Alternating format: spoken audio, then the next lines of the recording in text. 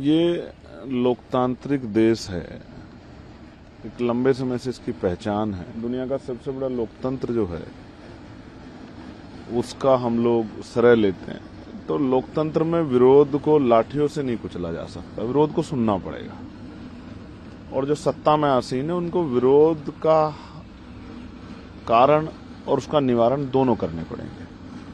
कल जो हुआ वो क्यों हुआ? अगर सरकार संवाद करती, हम जब हाउस में आते हैं तो ये कहा जाता है कि विपक्ष हंगामा ना करे, संवाद करे। संवाद होना बहुत जरूरी है। तो आपने 30 दिन से जंतर मंतर देश की राजधानी में प्रोटेस्ट चल रहा है, 20-20 दिन से लोग भूख हड़ताल में बैठे हैं, आप क्या उनके मरने का इंतजार करते? आपने संवाद क्यों नहीं किया? और कल जब देश का नौजवान आ गया है सड़कों पे और फिर उसके साथ जिस तरह की ब्रुटलिटी हुई है, जिस तरह उसको पीटा गया है, आप अगर रोकना चाहते तो पैरों पे लाठी मार दो, लेकिन सर में लाठी मारने का, बच्चों को पीटा गया। जब रात मैंने वो विजुअल्स जाके देखे, क्योंकि जैमर लगे हुए थे, फोन नहीं मिल रहे थे, जब मैं गया अपने ऑफिस में और मैंने वो देखे तो मुझसे रहा नहीं गया। मुझे लगा कि जब वो भूखे प्यासे यहाँ जो है सड़कों पे घूम रहे हैं, फिर आंदोलन कर रहे हैं, तो मैं कैसे चुप रहूं? इसलिए मैंने तय किया कि मैं अपनी जिम्मेदारी को अदा करूंगा, मिट्टी का कर्ज अदा करूंगा, एक युवा होने का कर्ज अदा करूंगा, और मैं भी बैठूंगा आंदोलन पे। और मैं रात से बैठा हूं, लेकिन कुदरत मेरी बड़ी परीक्षा ले रही है कि बारिश नहीं रुकी रात से, ना रुके बारिश। मैं एक भारतीय युवा हूं, युवाओं का दर्द समझता हूं, और इस मिट्टी को का कर्ज उतारने के लिए, उन युवाओं के साथ खड़े होने के लिए जो आज भी आंदोलन बैठे हैं, उनको मदद करने के लिए, उनको सपोर्ट करने के लिए यहाँ बैठा हूँ। और सरकार से आग्रह कर रहा हूँ, देश के प्रधानमंत्री से, कि उन नौजवानों को सुने। उनको कुचलने से नहीं, उनको सुनने से, उनकी समस्या का हल करने से नौजवानों में क्षमता पैदा होगी, उनके अंदर जो है आपके प्रति विश्वास पैदा होगा। और आप नोटिस कीजिए, ये 51% आबादी वाला देश है। आप 51% आबादी को इग्नोर करके या उसको कुचल के क्या सीख लेके गए? हो किसी पॉलिटिकल पार्टी के वर्कर नहीं थे, वो युवा थे, पढ़ने वाले स्टूडेंट थे। कल का भविष्य थे, कोई आईएएस बनेगा, कोई आईपीएस बनेगा, कोई वकील बने, कोई जज बने, कोई पत्रकार बने, चित्रकार। क्या तस्वीर बनी उनके मन में लोकतंत्र की कि वो दिल्ली आए और लाठी डंडे खा के गए। ये तकलीफ दे है।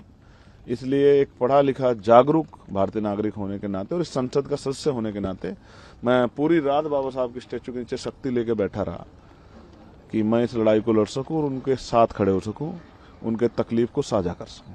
कब तक आप बैठे रहेंगे? देखिए, अभी स्पीकर सर से बात हुई मेरी, मैंने उनको भी बताया। उन्होंने पूछा कि बैठने का कारण क्या, मैंने उनको बताया कि जो लाठियां पड़ी है नौजवानों पे, उसका जवाब सरकार को देना पड़ेगा।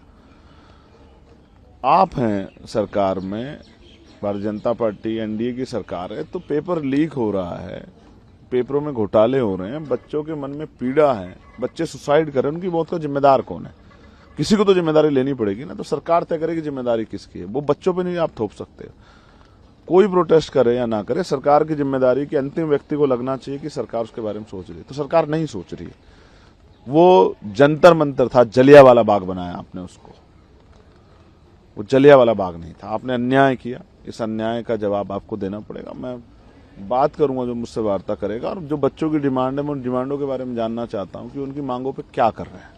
नहीं मांग सुनेंगे तो लड़ूंगा, और अपने लोगों को भी कहूंगा, आज इंतजार करूंगा कि सरकार हमारी मांग को सुने। अगर वो हमें भी इग्नोर करेगी, जैसे बच्चों को दिन संवाद से इग्नोर किया गया, तो फिर आंदोलन होगा, देश भर में होगा, जिला मुख्यालय पे होगा, प्रदेश कार्यालय पे होगा। प्रदेश मुख्यालय पे हम लोग चैन से नहीं बैठेंगे। ये युवाओं की लड़ाई हम लोग लड़ेंगे। पहली बार शिक्षा के लिए आंदोलन हो रहा है। मैं एक प्राइमरी स्कूल का हेडमास्टर का बेटा हूँ, शिक्षा की वैल्यू समझता हूँ, और मैं शिक्षा के कारण यहाँ तक आया हूँ, शिक्षा के कारण वहां बोलता हूँ पार्लियामेंट में। तो शिक्षा का आंदोलन ये हमारा आंदोलन है, ये किसी पार्टी का नहीं, किसी एक व्यक्ति का नहीं, सबका आंदोलन है। हम चाहते हैं बेहतर शिक्षा इस देश में आए, शिक्षा में सुधार हो, कक्षा 1 से 12 तक सबको जो है फ्री शिक्षा मिले, और वो क्वालिटी एजुकेशन हो कि बच्चा अपने पैरों पर खड़ा हो सके। आप रोजगार नहीं दे सकते तो शिक्षा दो शानदार। आप छीन रहे हो शिक्षा, उनसे भविष्य छीन रहे हो। 94,000 स्कूल बंद किए हैं आप लोगों ने, गरीबों के आगे बढ़ने का रास्ता बंद करो। ये अन्याय नहीं सहेंगे हम लोग। इसलिए मैं यहाँ पूरी रात से बैठा हूँ, और चाहे आंधी या तूफान, मैं डटा रहूंगा जब तक मेरे अंदर हिम्मत है।